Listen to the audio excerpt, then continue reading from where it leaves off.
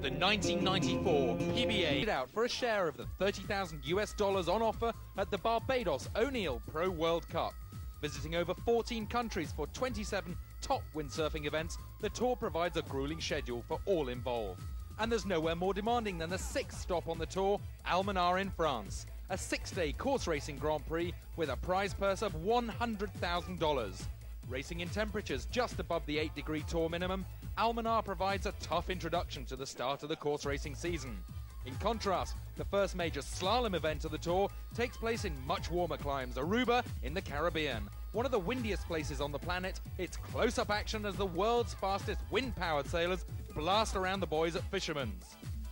Back to Europe for the Portuguese O'Neill Guincho World Cup. This wave-only contest attracts some of the biggest crowds of the year as thousands flock to see the starboard tack action. Then it's down the Atlantic to the home of the world champion, Gran Canaria in the Canaries, always providing spectacular slalom action as the tour takes over the beach at Pozo for a 6-day slalom extravaganza. And it's full-on racing as stonking winds and rolling swells push the racers to the limit. Then it's straight on to neighbouring Tenerife. El Medano Beach the setting, $150,000 prize money with big wind wave jumping. Staying in Europe, it's slalom again, as the Greek island of Paros stages another big money event. There's course racing too this year, as the usually windy location provides perfect racing conditions. Then, a stop off the south coast of England, as Brighton provides the regal setting for another slalom competition. The home of British success story Nick Baker, and Brighton has the potential to provide testing racing conditions. Moving even further north, the German island of Sylt then leaves the sailors desperate for the sun, as freezing conditions and relentless North Sea gales batter the coastline. Again, it's slalom here, but with prize money of $150,000, there's also a wave competition. There hasn't been a wave result here since 1991, but there is the potential for epic conditions. Another Grand Prix awaits the sailors at La Torche in northern France. It will see course and wave contested, and after the PBA's successful return here last year, this hospitable location has much to offer. And then it's the big one. The finals of the PBA Windsurfing World Tour on Maui in Hawaii. A 3-discipline event with a monster prize purse of almost $250,000, and Ho'okipa Beach Park as the dramatic setting. The Aloha Classic is a fitting end to the World Tour season. So that's the major events, but with 16 other events taking place, let's have a look at the calendar.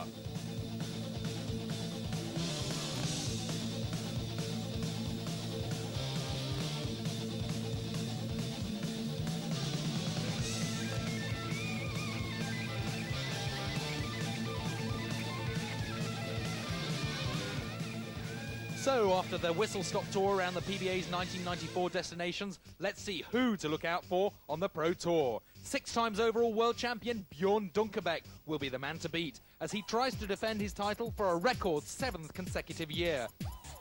2nd overall last year, enigmatic Frenchman Robert Toritiao is top among a host of sailors challenging the mighty Dunkerbeck machine.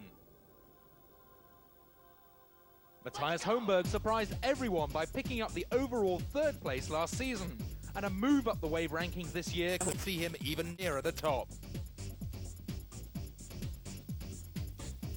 Holmberg's fellow countryman Anders Bringdahl finished a disappointing 4th last year after 3 years on the number 2 spot, and he's hungry for success this season. Then, of course, there's the veteran Robbie Nash. 5 times world champion, Nash will be eager for victory this year after an overall 6th last season. Despite that, he's still the man to watch in the waves.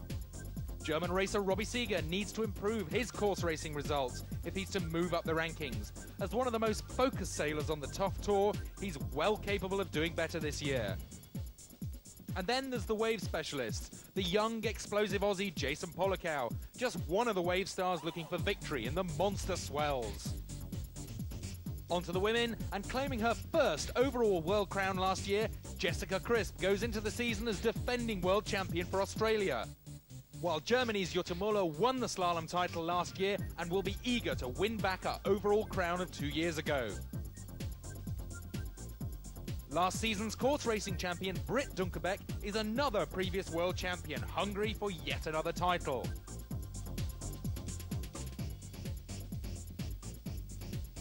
Nathalie Lelièvre of France is yet another previous world champion, and she too is a top contender this year, after coming second in last year's slalom rankings. While the woman to beat in the waves is still Hawaii's Angela Cochran. So what are the disciplines that make up the World Tour?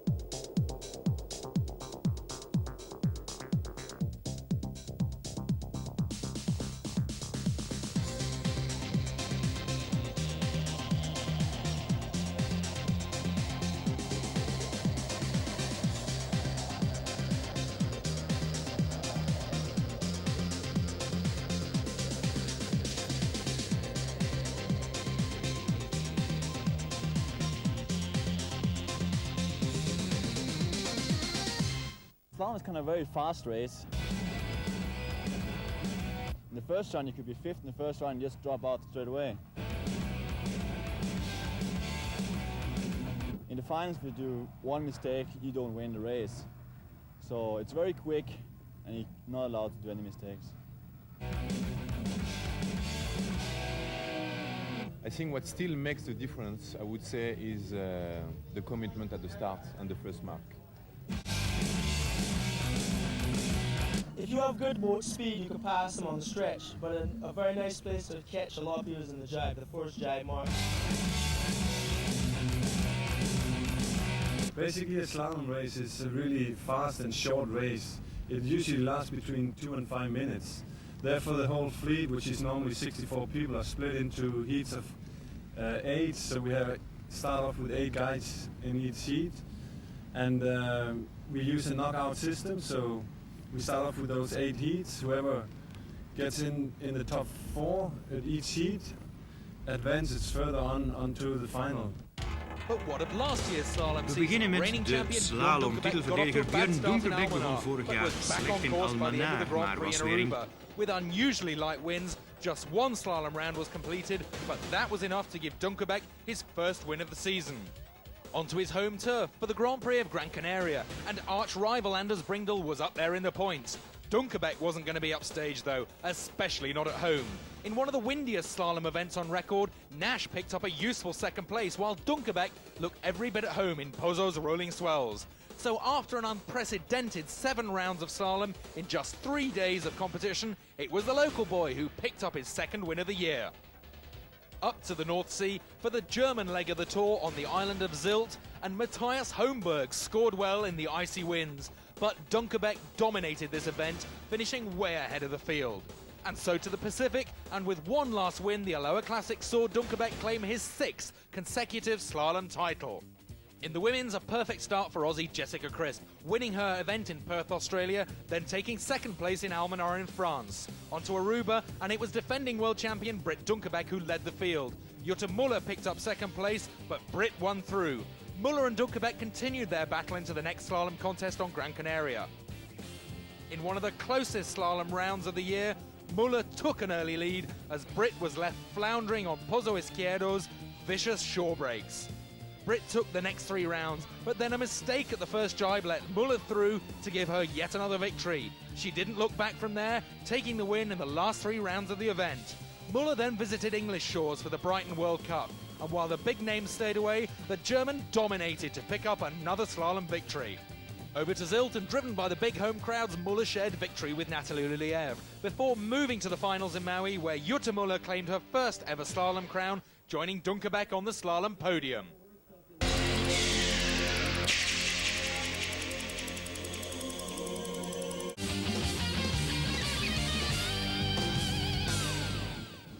enough of that. Let's go hit the lip. Time for the real thing. Let's go wave sailing.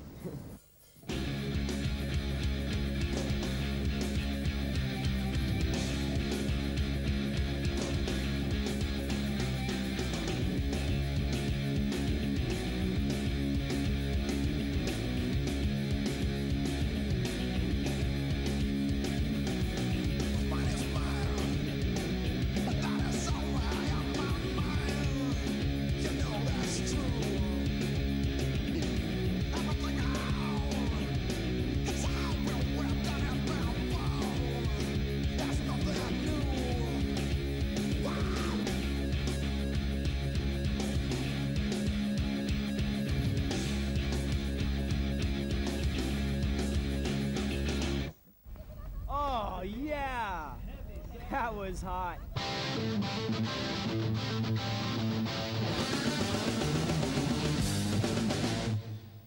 What I do when I'm going flat out towards the bottom of the wave, and when I hit the bottom, I kind of crouch my knees and kind of like cushion at the bottom of the wave, so I'm not losing any speed. A bit like skateboarding, you know how they push at the bottom to get extra acceleration.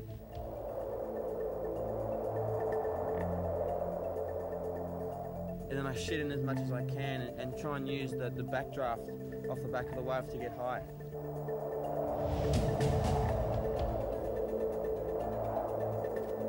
Jumping is learned, man. You can learn how to jump. Jumping is board speed and balls, basically, you know?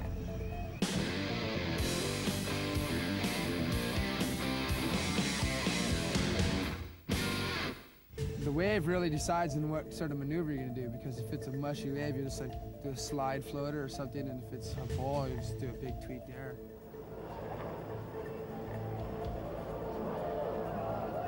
Yeah, that has a lot to do with what's inside of you, you know? I mean, it sounds kind of hokey, but it's true. Wave riding has so much to do with just inside. It's kind of like you have to feel it before you can do it. You have to visualize it.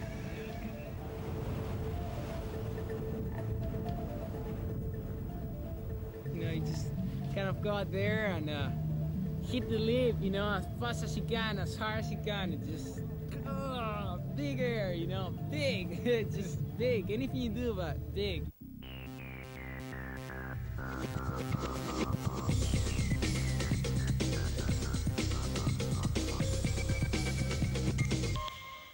Basically, we have a one-on-one format, so that means we send out a guy who's going up against another guy.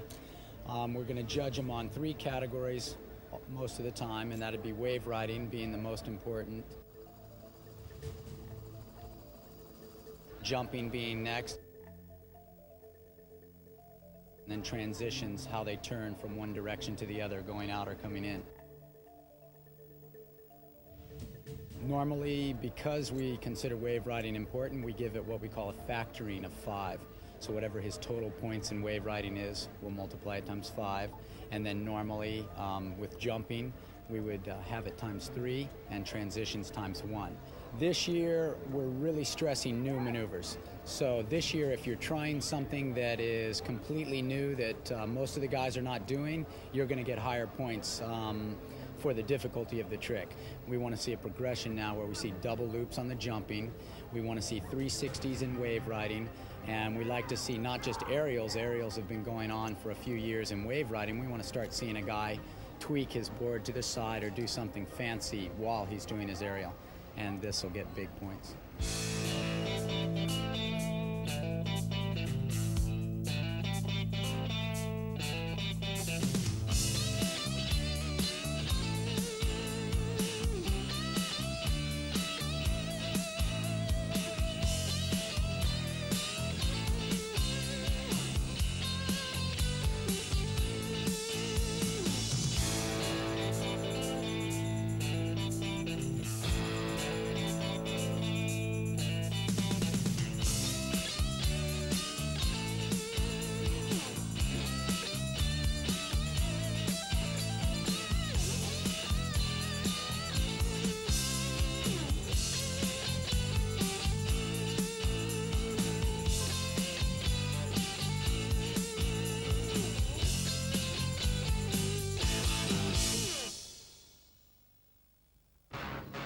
The battle for the PBA wave title last year began in the sunny waters off Cape Town as Bjorn Dunkerbeck began the defence of his wave crown at the 1993 South African GTI. Dunkerbeck came up against a charged-up Josh Stone in the final, but no one was going to stop the Spaniard from claiming his first win of the season. On to Japan for the next major event, and epic conditions saw one of the season's most memorable contests. Patrice Belbioc came close to beating Dunkerbeck with these two double attempts in the same heat, but Dunkerbeck scored big points and went through to a place in the final. Jason Polakau was also on good form, hitting this big eagle wing, which was enough to put Nash out in the semi-finals, setting up a Polakau-Dunkerbeck final. Dunkerbeck scored with his big fast forwards. By the end of the heat, it was Polakau who took victory, beating the champion into second place. Howling conditions then awaited the tour in the next wave spot, as El Medano once again provided some excellent port-tacking jumping conditions. Robbie Nash looped his way through to the final, but Dunkerbeck looked to have come unstuck against German surf star Robbie Seeger. But tragedy for the German, he let Dunkerbeck off the hook, a broken mask for Seeger and a final place for Dunkerbeck. It wasn't plain sailing for the Spaniard though, and in the first round final, it was Nash who took victory. With enough wind for a second elimination, Patrice Belbioc almost put Dunkerbeck out with these moves, but the champion carried on to meet Nash again in the second round final. Struggling in the small waves though, Nash went down as Dunkerbeck flew to yet another title, and then the fun began.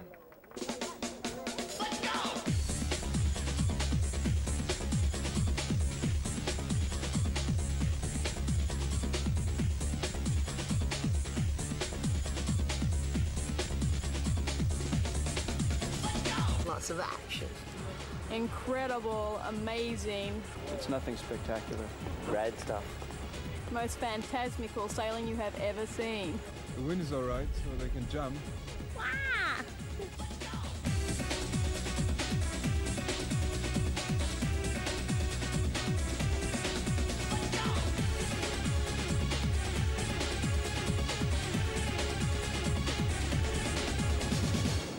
It's not exactly exciting, is it? On to last season's women's title, and defending champion Natalie Siebel got her wave season off to a perfect start with a win in Barbados. Japan then saw tough conditions as the women hit the mushy surf of Omizaki. Wave queen Angela Cochran got to the finals, but it was an on-form Jessica Crisp who took the title of the day. Through to Tenerife, with Crisp leading the rankings and looking every bit the champion, even with a damaged ankle. Siebel wanted to stop the Aussies' second consecutive win, surfing well in the small waves, but in the first final round, Crisp was desperate for the win. So despite tabletops like this, the first round went to Crisp. Round 2, and Jutta Müller of Germany put on a charge, but again it was the Aussie Crisp who won through, needing just one heat to beat the German and take the title. So, going into the Aloha Classic, both wave titles undecided, Hukipa was to be the ultimate proving ground of the 93 world champions. Any three of the men could win, Nash, Polakau or the favourite Dunkerbeck, while in the women, Crisp looked set to claim her first ever wave crown. So as the competition got underway in Hukipa's massive Pacific swells, Crisp looked on form as the race for the title went down to the wire. Angela Cochran tried to stop the little Aussie, riding the waves to the max as she put in a late charge, but it was Crisp all the way as she picked up the wave crown, with it the overall PBA world title. There was plenty more action on offer though, as the men hit the waves in an epic double elimination wave contest. Angulo crashed out in the semis, allowing Polakau through to the final, and in a repeat of Omizaki, Dunkerbeck was to be his opponent. They headed out into Hukipa's monster sets. Polakau hit this big one-handed forward. In the first round though, it was revenge for the Spaniard as Bjorn Dunkerbeck tightened his grip on the world title by beating the Australian. And so to the second round. Robbie Nash was out to prove he's still got what it takes, even against the likes of young gun Josh Angulo. In the huge swells that were now rolling in, Nash pulled this 360 on the face, enough to go through to the next round and a place against first round runner-up Jason Polakau. That was it for Nash though. Despite this big back loop, Polakau went bigger, putting Nash out of the Aloha and dashing his title hopes. Polakau then pulled off an amazing victory against Dunkerbeck, leading to one more winner-takes-all super final. Dunkerbeck started well, but Polakau looked good on the waves. Then a monster back loop from the Spaniard, but at the end of the heat it was in the judges' hands. So Polakau took the Aloha win, while second place was enough to give Bjorn the wave crown.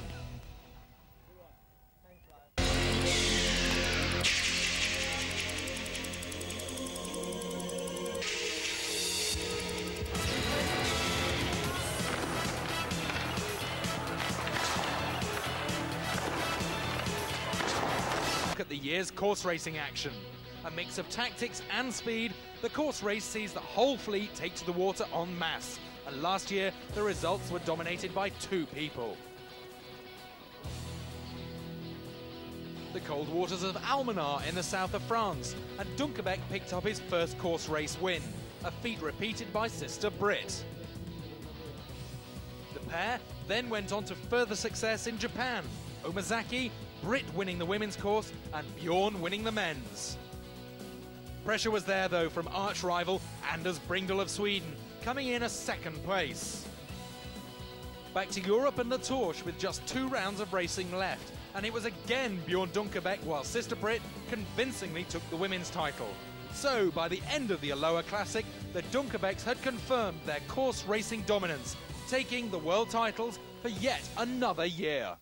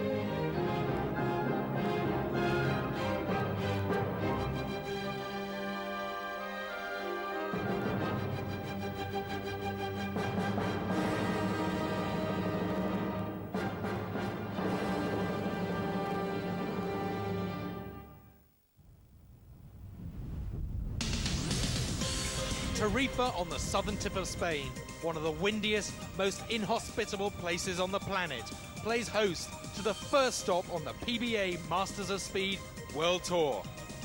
High-speed, bone-crushing action from the daredevil, adrenaline-seeking speed sailors. The prestigious finals for the speed sailors, Fuerteventura in the Canary Islands, 60 knots of winds, powering the sailors down treacherous courses, inches from the beach, in just inches of water, for one of the most dramatic sporting spectacles of the tour. Reigning world champion and world record holder, Frenchman Thierry Bilac. He will want to retain his title this year. Fellow countryman and previous world champion Pascal Macker. He wants a title back, he's on new equipment, he stands a chance. Production board world record holder from England, David White. He's finally switched to speed needles. But will they last? The mighty Dunkerbeck, who currently holds the open sea record, will do the whole tour this year. He wants another title. Breaking the 40-knot barrier for the first time, Frenchwoman Babette Coquel. She'll do anything to go fast. Her main rival, reigning world champion, Sylvie Reynard. She wants to break the 40-knot barrier as well, but her consistency always plays through. And with this level of competition, the tour looks set to be faster than ever before.